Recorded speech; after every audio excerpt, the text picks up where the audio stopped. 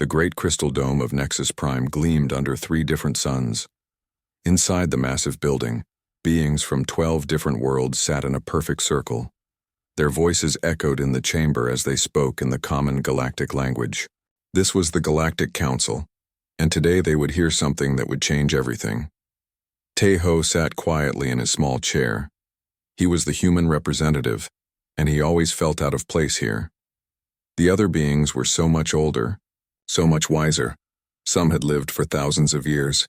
Others came from civilizations that had traveled the stars before humans even discovered fire. He wore his simple blue uniform and tried not to fidget with his hands.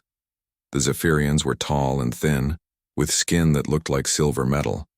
The hegemony beings were short but very strong, with 4 arms each. The Merchant Guild members had large eyes that could see colors humans could not even imagine. Everyone looked important. Everyone except Taeho. Elder Vraktai stood up slowly. He was very old, even for a Zephyrian. His silver skin had turned almost white with age, and his voice was like wind through old trees. When he spoke, everyone listened. Even the proudest beings in the council grew quiet. "My friends," Elder Vraktai began, "I must tell you about something from long ago, something our people have remembered for 10,000 years. It is about a warning left by the first civilization." Some council members shifted in their seats. The first civilization was a mystery. They had disappeared before any of the current species had even left their home planets. They had left behind only ruins and strange artifacts that no one could understand. "The warning speaks of a new species," the elder continued. "A species that will come from the far edges of space. They will not have great technology like us. They will not have mental powers. They will not have long lives or perfect bodies. But they will have something else. Something dangerous." Commander Yuki from the hegemony laughed out loud. Her 4 arms crossed over her chest as she spoke. "Elder Vraktai, with respect, these are just old stories. We have real problems to deal with. The trade routes need protection. Pirates are attacking cargo ships. Why waste time on ancient fairy tales?" Trade Minister Hana nodded in agreement. Her large eyes blinked slowly as she spoke. "The Merchant Guild agrees. We have economics to discuss. New mining rights, currency exchange rates. These old prophecies do not help anyone make money." Elder Vraktai did not seem upset by their words. He had heard such things many times before. His ancient eyes looked at each council member as he continued speaking. "The warning says this new species will burn with the fury of dying stars. They will bend reality to their will through pure determination. They will not accept defeat, even when defeat is certain. They will fight when fighting is impossible. They will continue when continuing makes no sense." Taeho felt uncomfortable. Some of the other beings were looking at him now. Humans were the newest species in the council. They had only been discovered 50 years ago, living on a small colony world called New Terra. Could the elder be talking about humans? "Elder," said Ambassador Kextar from the Science Coalition, "even if such a species exists, why should we be concerned? If they have no advanced technology, they cannot threaten us. If they have no psychic powers, they cannot match our abilities. What harm could primitive beings possibly cause?" The old Zephyrian's eyes grew sad. He looked directly at Taeho as he answered, "That is exactly what makes them so dangerous. You think in terms of logic and reason. You believe that superior technology always wins. You assume that advanced civilization means safety. But this species will not follow your rules. They will not play by your logic. When you say something is impossible, they will do it anyway." The council chamber grew quiet. Even the ones who had been laughing before were now listening carefully. There was something in the elder's voice that made them pay attention. It was not just old age speaking. It was real fear. "Tell us more about this warning," said High Judge Mordan from the legal authority. "What exactly did the first civilization say?" Elder Vraktai closed his eyes for a moment. When he opened them again, he seemed to be seeing something far away. "They said, 'We created guardians to test the galaxy, machines that consume and grow stronger. They cannot be defeated by technology or wisdom or power, only by madness, only by a species that refuses to understand when they have lost. Beware the ones who laugh in the face of death. Beware the ones who fight hardest when hope is gone. For they will save the galaxy, and then they will inherit it. The silence that followed was complete. Even the sounds from outside the great dome seemed to fade away. Finally, General Thakvar from the military command spoke up. "These guardians you mention, do they still exist?" "We do not know," the elder replied. "The first civilization vanished. Their guardians may have gone with them, or they may be sleeping somewhere in the dark between stars, waiting for the right time to wake up." Commander Yuki stood up and walked around her chair.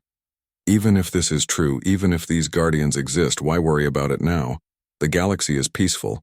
We have treaties and trade agreements. Our combined fleets are strong. What could some ancient machines do against the power of 12 united civilizations?" Elder Vraktai looked at her with those ancient sad eyes. "You still do not understand. The guardians are not the real danger. The species that can defeat them. They are the danger. Because if they can defeat guardians created by the first civilization, what else might they defeat? What happens when they turn that power on themselves, or on us?" Teho felt his heart beating faster. He wanted to speak up, to say something, but what could he say? He was just one human among beings who had ruled the galaxy for centuries. Besides, they could not really be talking about his people. Humans were not dangerous. They were farmers and miners and small traders. They had only a few thousand soldiers and maybe a dozen old spaceships. As the council session came to an end, the members began to file out. They talked quietly among themselves about trade deals and border disputes. Most of them had already forgotten about the elder's warning. It was just another old story, another piece of ancient history that had nothing to do with their modern lives. But Teho found himself walking slowly. He was almost at the door when he felt a hand on his shoulder. He turned around to see Elder Vraktai standing behind him. The old being's silver face was full of concern. "Young human," the elder whispered. "Walk with me for a moment." They stepped outside onto a balcony that overlooked the great city of Nexus Prime. Below them, millions of beings from dozens of different worlds went about their daily lives. Flying vehicles moved between tall buildings. Markets buzzed with activity. Everything looked peaceful and normal. "Your people," Elder Vraktai said quietly. "They do not yet know what they are capable of, do they?" Teho shook his head. "We are just simple colonists. We grow food and mine metals. We are not warriors or conquerors. Most humans have never even been in a fight." The elder nodded slowly. "That is what makes you so dangerous. You have not learned to be afraid. You have not learned that some things cannot be done. You have not learned to give up." "But Elder," Teho said, "my people are peaceful. We do not want to hurt anyone. We just want to live quietly and raise our families." Elder Vraktai placed his thin silver hand on the balcony railing. "I know, young one, and that is why I am telling you this. When the time comes, and it will come sooner than you think, remember that some things should not be unleashed. Some powers should not be used. Your people will face a choice, and when they do, remember my words." The old being turned to go, then stopped and looked back. "There is something else. On your colony world, your scientists have found an artifact, have they not?" Teho was surprised. The artifact was supposed to be secret. Only a few people knew about it.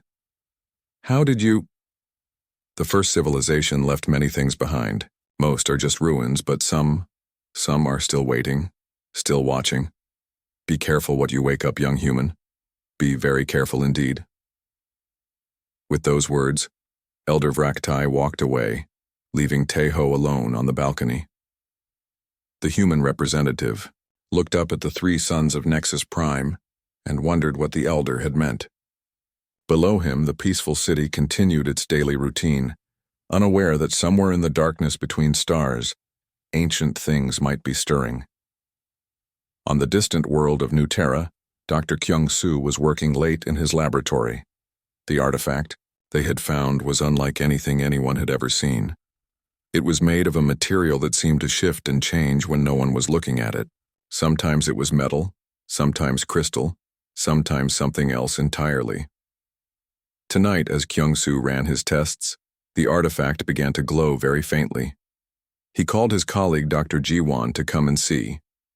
Together they watched as the strange object pulsed with a soft blue light. "It is responding to something," Jiwan said. "But what?" Kyung-soo checked all his instruments. Everything was normal. The temperature was stable. There were no unusual energy readings, no electromagnetic disturbances. The artifact was glowing, for no reason they could detect. What they did not know was that the artifact was not responding to anything in their laboratory. It was responding to something much farther away. The weeks following the Great Defeat were dark times for the galaxy. News of the Devourer victory spread quickly, and with it came fear unlike anything the civilized worlds had ever known. Panic buying emptied stores on the core worlds. Wealthy families tried to book passage on ships heading to the far reaches of space. Some species began withdrawing their remaining fleets to protect their homeworlds, abandoning the idea of working together. The Galactic Council met every day now, but their sessions were filled with arguments and accusations. The Zephyrians blamed the hegemony for poor tactics. The hegemony blamed the Merchant Guild for supplying faulty equipment. Everyone blamed everyone else for the disaster that had befallen them. "We need to negotiate," insisted Ambassador Raydock from the Diplomatic Corps. "Perhaps these machines can be reasoned with. Maybe they only want certain types of resources. Negotiate with machines that eat planets?" General Thokvar slammed one of his 4 fists on the table. "They consumed Ambassador Kelvax's ship and everyone on it. How do you negotiate with something that treats intelligent beings like raw materials?" While the council argued, the Devourers continued their relentless advance. 3 more worlds fell in the first week after the battle. Each consumed planet made the machine fleet larger and more dangerous. Long-range sensors showed dozens of new Devourer units spreading out across the galaxy like a virus. On New Terra, Dr. Jiwan was working around the clock to understand the artifact. The strange object had been glowing constantly since the battle, at Kepler Station. Sometimes it pulsed so brightly that it hurt to look at directly. Other times it made sounds that seemed almost like voices speaking in a language no one could understand. "It is not just responding to the Devourers," she told Dr. Kyung-soo as they studied the latest readings. "It is having conversations with them. Look at these patterns." The energy patterns coming from the artifact were complex and structured. They looked like the kind of signals that computers use to talk to each other. But these signals were being sent across thousands of light-years of space to machines that should not have been able to receive them. "The artifact is much older than we thought," Kyung-soo realized. "It might even be from the same civilization that built the Devourers." Meanwhile, on the other side of the galaxy, Sergeant Nara was leading a reconnaissance mission that would change everything. Her small team of human soldiers had been sent to study Rethval, a world that had been consumed by the Devourers just days before. Nara had volunteered for the mission, even though everyone said it was suicide. The Devourers might still be in the area. Even if they were gone, radiation from their feeding process could be deadly, but someone needed to get close enough to study how these machines actually worked. What Nara and her team found was both horrifying and enlightening. The planet Rethval was completely gone, just as expected. But floating in the space where it used to be were pieces of Devourer machines. Some had been damaged in the feeding process. Others seemed to have been deliberately discarded after serving. Their purpose? "Look at this," called Private Dong-soo, one of Nara's scouts. He was examining a chunk of Devourer hull that was drifting nearby. "There are burn marks here, but they are not from Zephyrian energy weapons or hegemony plasma cannons." Nara moved closer to investigate. The burn patterns were unlike anything she had seen before. They were rough and irregular, as if made by something primitive and crude. But they had penetrated deeper into the Devourer armor than the advanced weapons of the Galactic Fleet. "Send this data back to command," Nara ordered, "and collect samples of everything you can find." The reconnaissance team spent 3 days in the ruins of Rethval. What they discovered would shock the entire galaxy. The Devourers were not invincible. They could be damaged, but only by weapons and tactics they had never encountered before.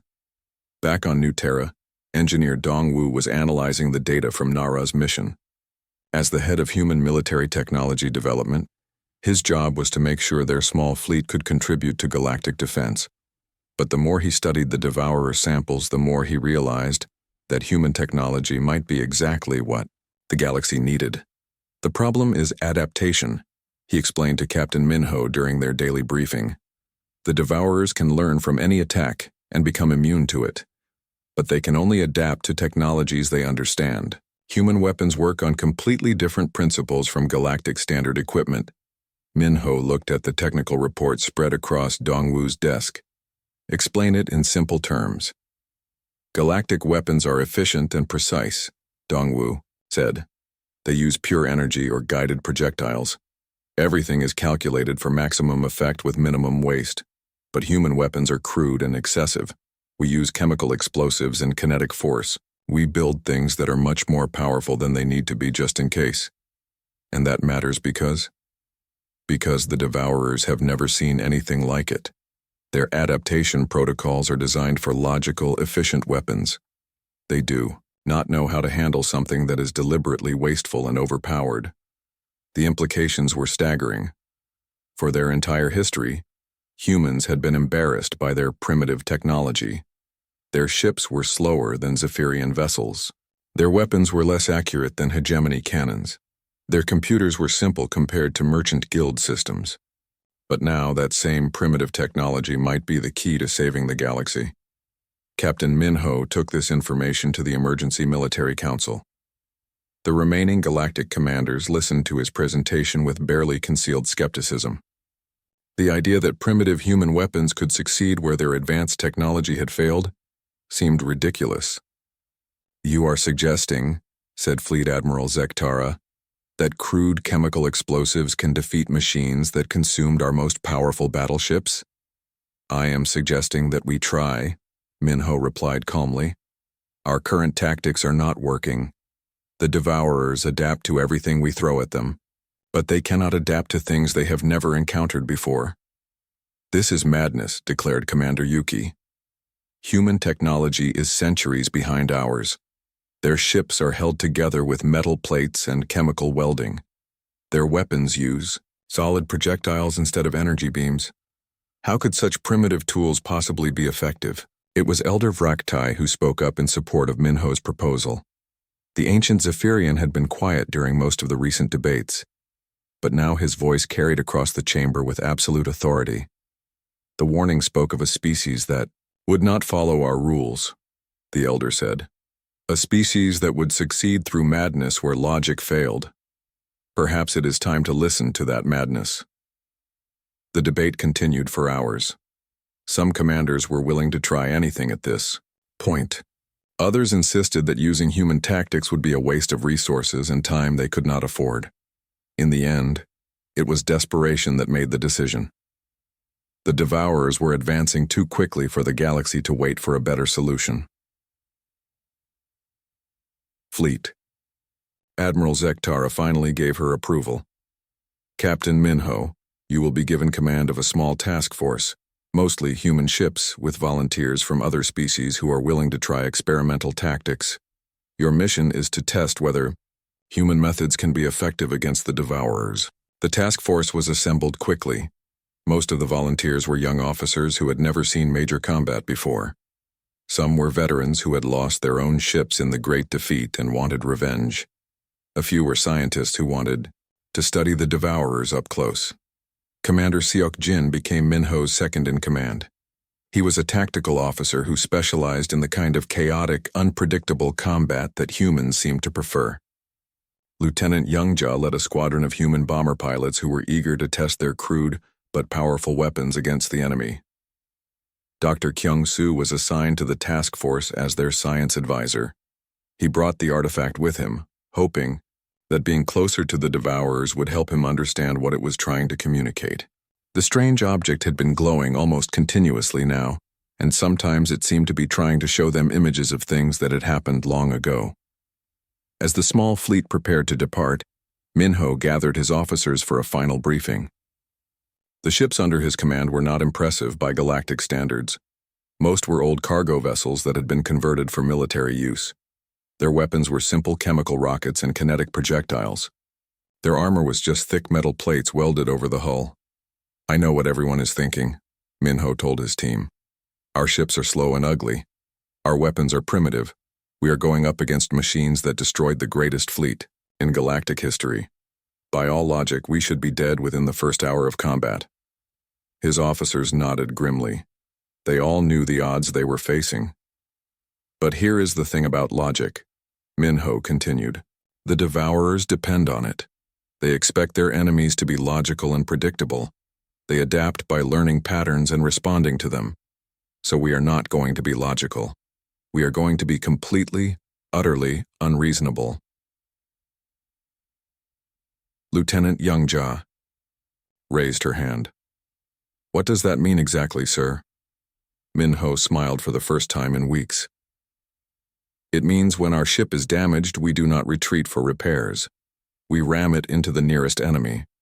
When we are outnumbered, we do not try to escape." 6 months had passed since Elder Vraktai's warning to the Galactic Council. Life continued as normal throughout the galaxy. Trade ships moved between worlds carrying goods and passengers. Scientists studied new discoveries. Families raised their children in peace.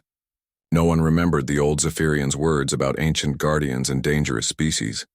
Then the first reports came in from the Outer Rim. Captain So Jin was commanding a Zephyrian patrol ship near the edge of known space when her sensors picked up something unusual. At first she thought it was just space debris or maybe an asteroid field, but as her ship moved closer she realized she was looking at something much worse. "By the 7 moons," her navigator whispered. "What happened? Here, where the colony world of Kethara should have been, there was nothing but floating metal and rock. The planet was completely gone. Not destroyed, consumed. Something had eaten the entire world, leaving behind only tiny pieces of what used to be a home to 3 million beings." So Jin sent an emergency message to Galactic Command. Within hours, scout ships were racing to investigate. What they found made even the bravest soldiers feel cold with fear. The consumption was perfect. Every bit of useful material had been taken. The metal from buildings, the minerals from the planet's core, even the water from the oceans. Whatever had done this was incredibly efficient and incredibly hungry. Admiral Doktar was put in charge of the investigation. He was a veteran of many conflicts, a being who had fought pirates and rebels across the galaxy. But he had never seen anything like this. In his long career, he had seen worlds bombed and cities burned. He had seen the worst that galactic warfare could offer. But this was different. This was not destruction for conquest or revenge. This was consumption for growth. "Send more ships to the Outer Rim," he ordered. "I want to know if there are other missing worlds." There were. 7 more colonies had vanished in the past month, each one consumed down to the last atom, each one leaving behind only empty space where millions of beings had once lived. The pattern was always the same: complete consumption, perfect efficiency, no survivors. On New Terra, Captain Minho received an urgent message from Galactic Command. All member species were being asked to contribute ships and soldiers to investigate the threat. Humanity's contribution was small, only 5,000 soldiers and a dozen ships. Most of the galactic species still saw humans as newcomers who were useful mainly for basic labor. Minho did not mind being underestimated. He had served in the human colonial guard for 10 years. His job was usually protecting mining operations, from space pirates or helping with rescue missions when equipment failed. Real military action was rare, but something about these reports worried him.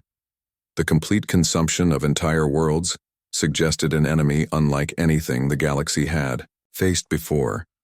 Dr. Kyung-soo was also worried, but for different reasons. The artifact in his laboratory had been acting strangely for months. It glowed brighter each day, and sometimes it made sounds that his instruments could not record. His colleague Dr. Ji-won thought it might be responding to the disappearing worlds, but that seemed impossible. How could an ancient artifact know about events happening thousands of light years away? The answer came when the first scout ship made contact with the enemy. Commander Velta's ship was on patrol near the Kepler system when her sensors detected a massive object moving through space. At first, she thought it might be a damaged space station, or a very large asteroid. But as her ship got closer, she realized she was looking at something that should not exist. The object was a machine, but not like any machine the galaxy had ever built. It was huge, easily the size of a small moon. Its surface was covered with what looked like mechanical tentacles that constantly moved and shifted. As Velta watched, these tentacles reached out and grabbed chunks of floating debris, pulling them into the machine's body where they disappeared. "It is eating," her science officer said in amazement. "The machine is actually eating metal and rock." Velta tried to establish communication, but the machine did not respond to any signals. Instead, it turned toward her ship and began moving in her direction. The mechanical tentacles stretched out, reaching for her vessel like hungry fingers. "All power to engines," Velta ordered. "Get us out of here." Her ship barely escaped. As they fled, Velta's crew watched the machine continue its work. It was not just consuming debris. It was building something. New sections were growing from its body, creating more tentacles, more grabbing mechanisms, more ways to consume and grow. The report that reached Galactic Command was terrifying. The enemy was not just destroying worlds, it was using those worlds to build more of itself. Each consumed planet made the machine larger and more powerful, and there were signs that it was not alone. Admiral Doktar called an emergency meeting of all galactic military leaders. In the Great War Room of Nexus Prime, beings from 12 different species gathered around a massive holographic display. The display showed the outer rim of the galaxy, with red marks indicating where worlds had disappeared. "We are calling them Devourers," Admiral Doktar announced. "Based on our intelligence, they are self-replicating machines of unknown origin. They consume matter to fuel their growth and reproduction. Each machine can build copies of itself given enough raw materials." General Thokvar from the military command studied the display with his 4 eyes. "How many are there?" "We do not know," the admiral replied. "Scout reports suggest at least a dozen large units, possibly more. And the numbers are growing. Every world they consume allows them to build more machines." Commander Yuki crossed her arms and scowled. "What about their technology? Can our weapons hurt them?" "Unknown. We have not been able to conduct a proper battle analysis. Every ship that gets close enough to fight either escapes quickly or does not report back at all." The room fell silent as the implications sank in. An enemy that grew stronger by consuming their worlds. An enemy that might already be too powerful to stop. An enemy that could potentially consume the entire galaxy if left unchecked. Captain Minho sat in the back of the room with the other junior officers. He was taking notes on everything being said, but part of his mind was thinking about something else. The way the Devourers operated reminded him of something from human history. Old stories about machines that could build copies of themselves. His grandmother used to tell him tales about artificial minds that turned against their creators. "We will mobilize the full galactic fleet," Admiral Doktar continued. "Every ship, every soldier, every weapon we have. The Devourers must be stopped before they reach the core worlds." The mobilization was the largest in galactic history. 50,000 ships from 12 different species gathered at Kepler Station, a massive military base on the edge of civilized space. The combined fleet was an impressive sight. Sleek Zephyrian cruisers with their silver hulls gleaming, massive. Hegemony battleships bristling with weapons. Fast merchant guild scouts that could outrun anything in space. Captain Minho's small human contingent was assigned to the reserve fleet. Their ships were old and their weapons were basic, but they were eager to help. Most of the human soldiers had never been in a real space battle before. They spent their time checking and rechecking their equipment, trying to stay calm before the fight. Dr. Kyung-soo had been assigned to the research vessel New Horizon, which would follow the fleet at a safe distance. His job was to study any Devourer technology they could capture. The artifact was with him, sealed in a special container that blocked its strange energy emissions. He still did not understand what it was or why it reacted to the Devourers, but he had a feeling it would be important. The first major battle took place 3 days after the fleet reached the outer rim. Long-range sensors detected a group of Devourer machines moving toward an inhabited system. Admiral Tar ordered the attack immediately. The combined galactic fleet, representing thousands of years of military tradition and technological advancement, moved to engage the enemy. What happened next would be remembered as one of the most shocking defeats in galactic history.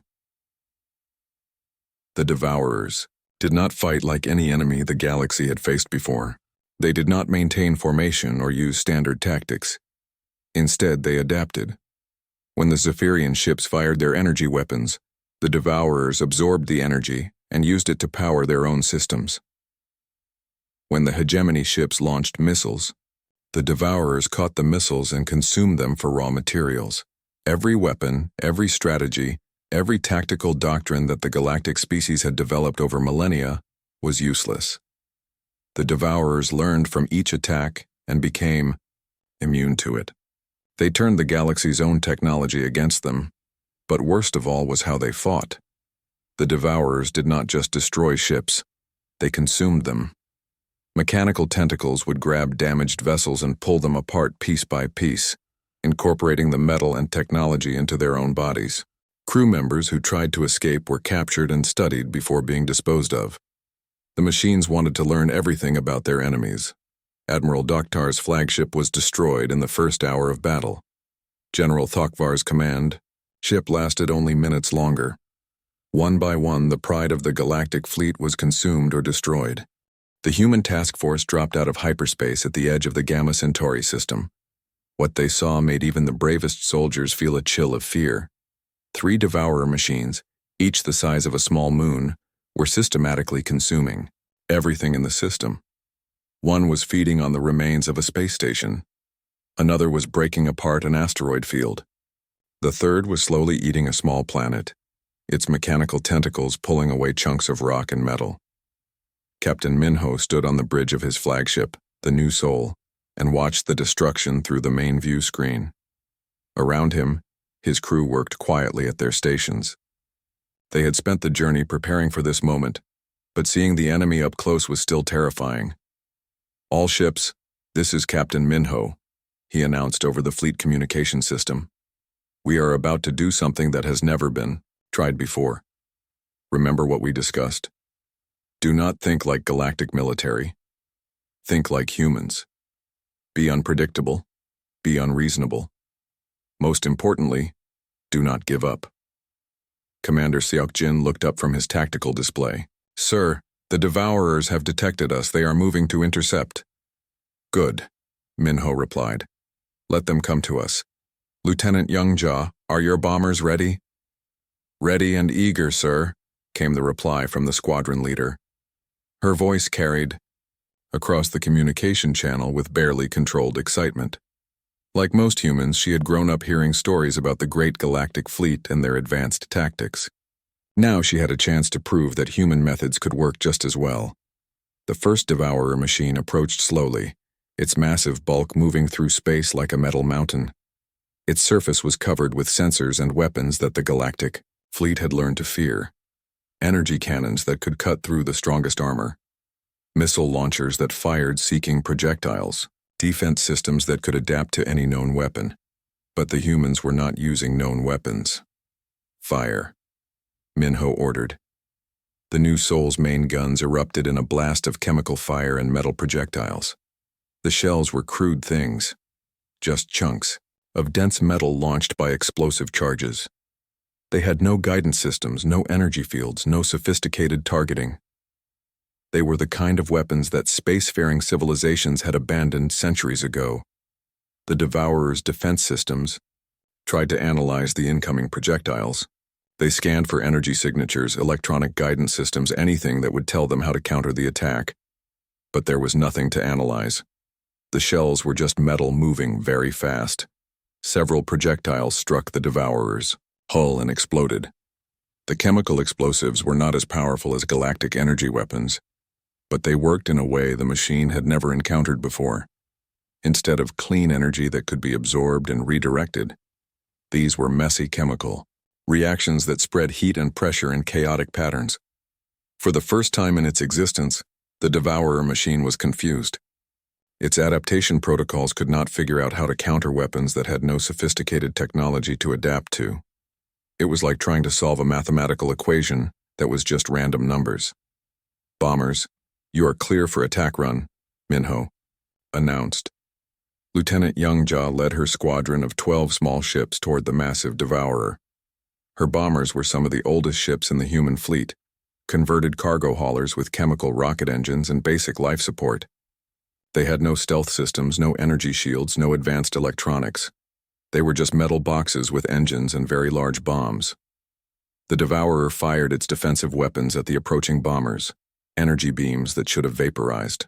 The small ships instead passed right through them. The Devourer's targeting systems were designed to lock onto sophisticated electronic signatures. The human bombers were so primitive that the machine could barely detect them. "This is Youngjia," the squadron leader announced as her ship dove toward the Devourer's surface. "Beginning attack run. For humanity." Her bomber released its payload just meters above the machine's hull. The bomb was a simple chemical explosive, the kind that mining operations used to break apart asteroids. By galactic standards, it was ridiculously crude. But when it exploded against the Devourer's armor, it created a blast pattern that the machine's self-repair systems could not understand or counter.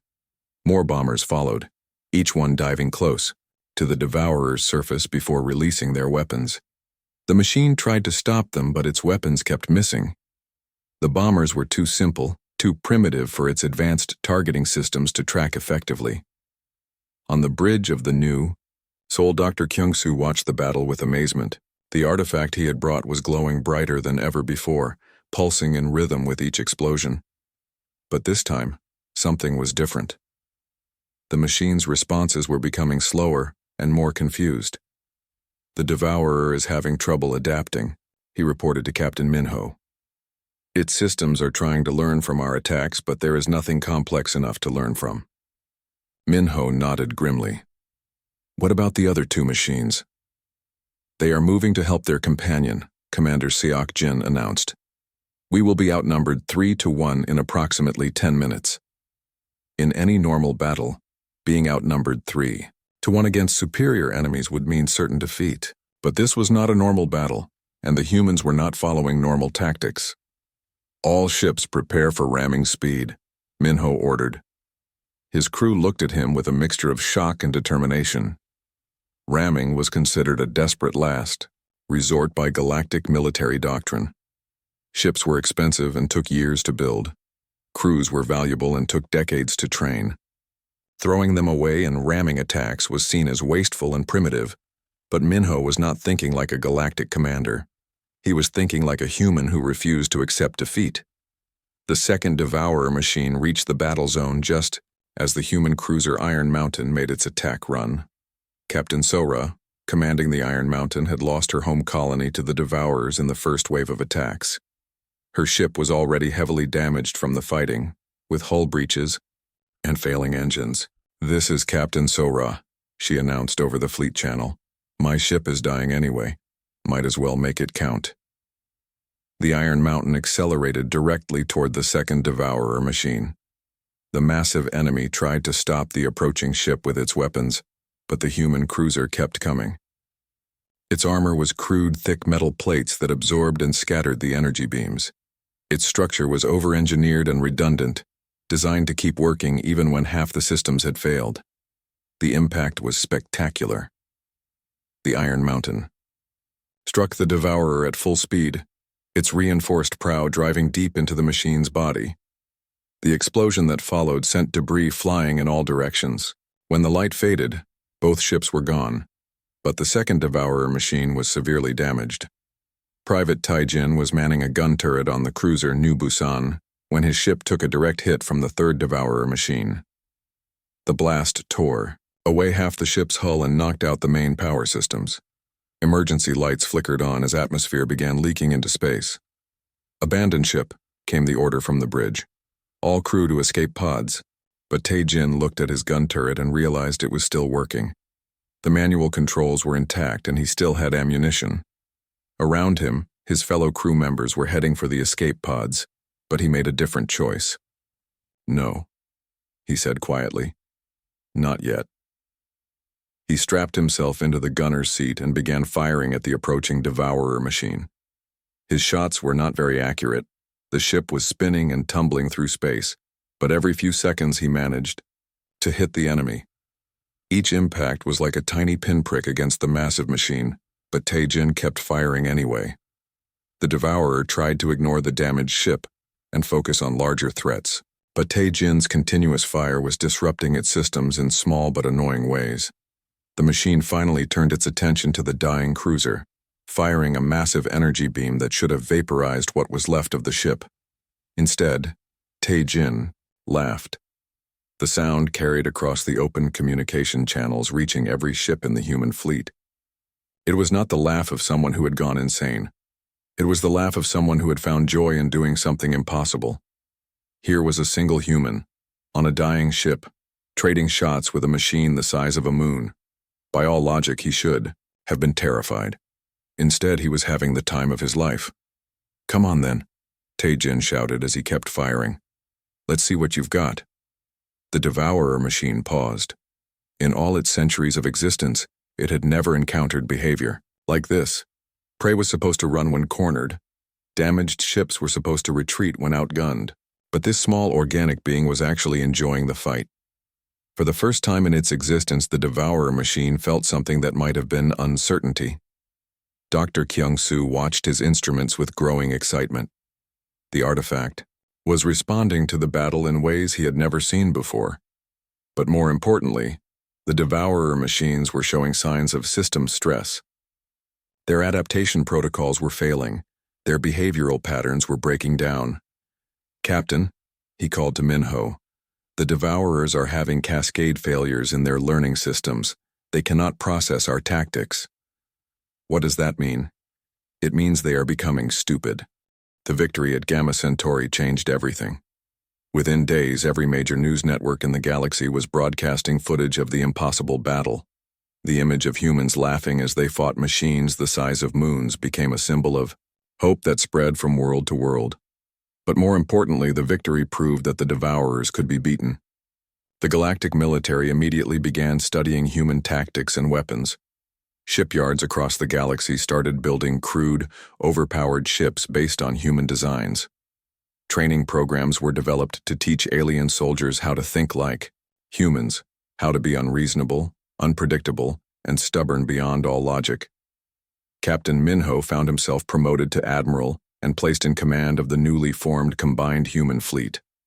Ships and volunteers poured in from every human colony. Young men and women who had spent their lives farming or mining suddenly found themselves commanding star destroyers and leading attack squadrons. Dr. Ji-won had made a breakthrough with the artifact during the battle. The ancient device had revealed its true purpose when exposed to the chaotic energy of human combat. It was not just a weapon, it was a test.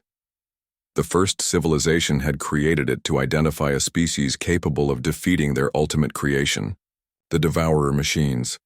"The artifact has been sending signals across the galaxy," she explained to the emergency council meeting on Nexus Prime. "It has been mapping Devourer locations and analyzing their behavior patterns. But more than that, it has been studying us, learning what makes humans different from other species." Elder Vraktai listened to her report with growing concern.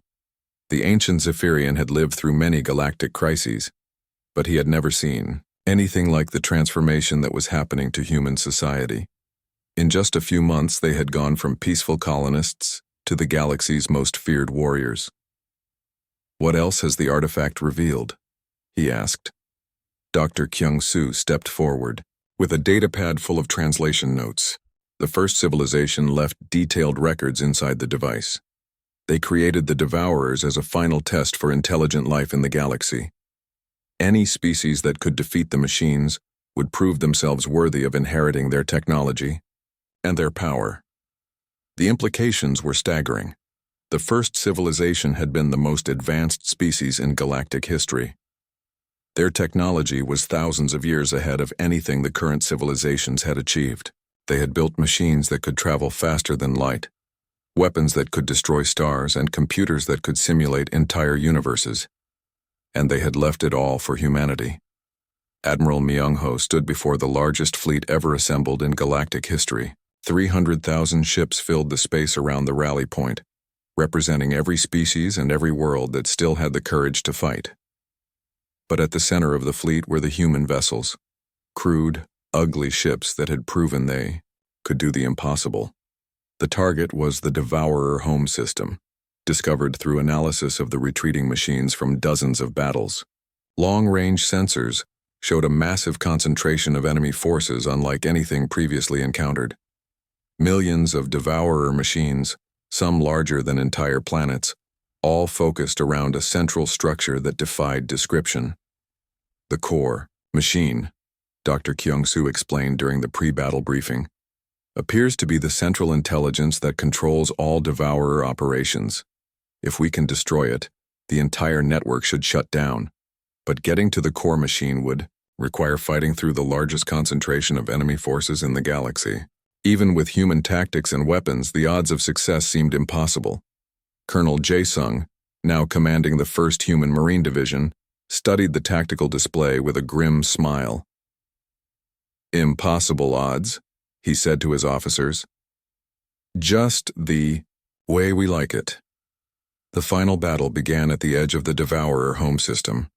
The enemy response was immediate and overwhelming. Millions of machines moved to intercept the galactic fleet, creating a wall of metal and energy that stretched across space. But the humans had learned from their earlier victories. Captain Sora, commanding the battleship New Incheon, led a ramming attack that punched a hole through the enemy lines. Her ship was destroyed in the process, but her sacrifice allowed dozens of other vessels to break through. Engineer Mi-kyung had spent months developing new weapons based on captured Devourer technology. Her experimental missiles used the machine's own adaptation systems against them, creating weapons that became more effective the more the enemy tried to counter them. The battle raged for 3 days. Human casualties mounted to levels that would have been unthinkable in any previous conflict. Entire fleets were consumed by the Devourer machines. But for every human ship that fell, its crew found ways to take enemies down with them. Private Dong-soo, manning a gun position on a crippled destroyer, continued firing even as his ship was being torn apart around him. When his ammunition ran out, he began throwing tools and spare parts at the enemy. When those ran out, he started shouting insults that somehow seemed to confuse the Devourer targeting systems. Lieutenant Young-ja led her bomber squadron on 17 separate attack runs, refusing to return to base until every bomb had been dropped and every enemy target engaged. When her ship's engines finally failed, she and her crew abandoned the bomber and continued fighting from a damaged escape pod. But it was Colonel Jae-sung's boarding action that turned the tide of the battle. Leading a team of Marines in powered armor, he managed to penetrate the hull of a massive Devourer command ship. What his team found inside changed their understanding of the enemy forever. The interior of the Devourer ship was not just mechanical. It was alive in ways that defied description. Organic components were fused with mechanical systems. The walls pulsed like living tissue. The air itself seemed to think and respond to their presence. "This is not just a machine," Jae-sung reported, back to the fleet. "It is something that was once alive. The Devourers are not artificial intelligence. They are the transformed remains of the first civilization." The revelation was horrifying.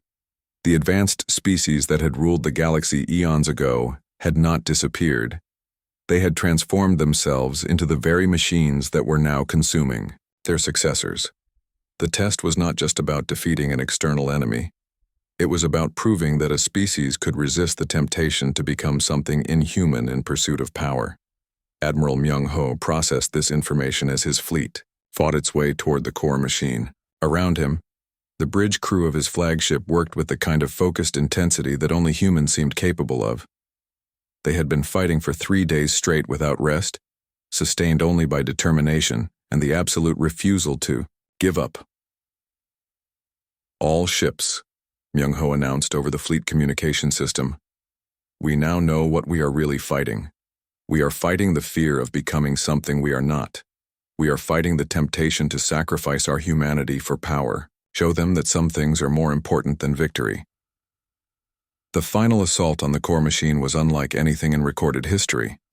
The central Devourer intelligence was a structure larger than most moons, covered with weapons and defenses that had been perfected over millions of years. It should have been impossible to destroy. But impossibility had never stopped humans before. Wave after wave of human ships threw themselves at the core machine. Each attack was different. Each approach was unique. Each sacrifice was personal. The Devourer intelligence tried to adapt, tried to learn, tried to counter the human assault. But how do you adapt to pure stubbornness? How do you counter an enemy that finds joy in hopeless situations? Dr. Kyung-soo, watching from the research vessel in the rear of the fleet, saw the artifact respond to the battle with energy levels that threatened to overload his instruments. But this time, he understood what was happening. The artifact was not just recording the battle, it was judging humanity. The first civilization had built it to determine whether a species was worthy of their inheritance. The judgment was being rendered in real time. The core machine finally fell when Engineer Taeho, commanding a small repair ship, managed to penetrate its central core.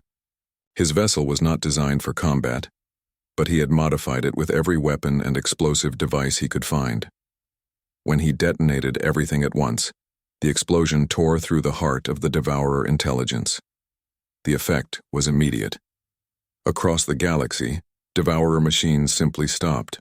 The central intelligence that had controlled them for eons was gone, and without it, they were just empty metal hulks drifting in space. The battle was over. Humanity had won. But as the surviving ships of the Galactic Fleet limped back toward civilized space, Elder Vraktai gathered the human leaders for a final meeting. The ancient Zephyrian had something important to tell them, something that the artifact had revealed during the final battle. "You have passed the test," he told Admiral Myung-ho and the other human commanders. "The first civilization has judged you worthy of their inheritance. Their technology, their knowledge, their power. It all belongs to humanity now." Dr. Ji-won activated the artifact one final time. Holographic displays filled the room, showing star maps and technical specifications beyond imagination. Weapons that could destroy entire star systems, ships that could travel between galaxies,